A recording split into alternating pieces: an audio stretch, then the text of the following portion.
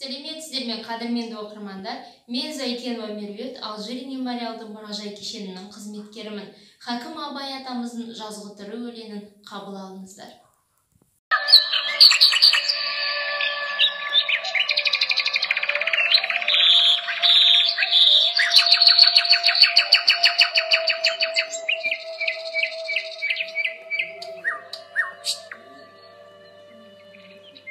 Жазғытыры қалмайды қыстың сызы, масатыдай құлпырар жердің жүзі.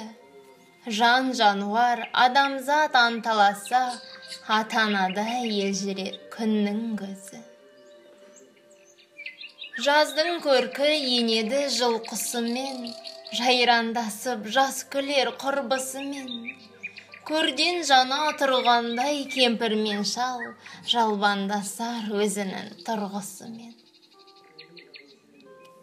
Қырдағы ел, ойдағы елмен араласып, күлімдесіп, көрісіп, құшақтасып, шаруа қуған жастардың мойыны босап, сыбырласып, сырласып, мауқын басып.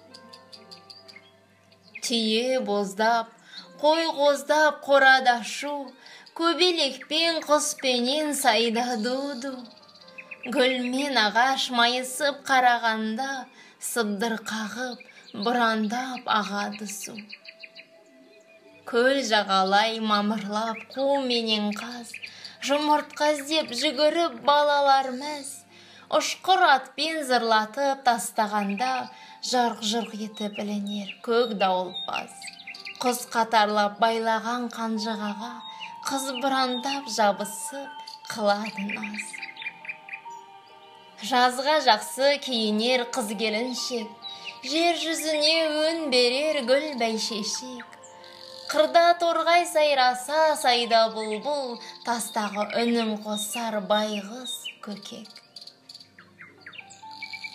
Жаз жіберіп жан берген қара жерге, рахметіне Алланың көңіл сенер. Мал семірер, ақпенен ас көбейер, адамзаттың көңіл өсіп көтерілер. Кемпір шал шуақ іздеп бала шулар, мал-мазатсыз қуанып аунап қунар. Жыршы құстар әуеде өлең айтып, құйқу салар көлдегі қаз бен қулар.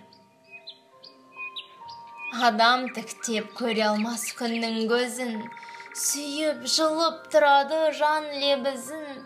Қызыл арай саралтын шатырына, күннің кешке кіргенін көрді көзім.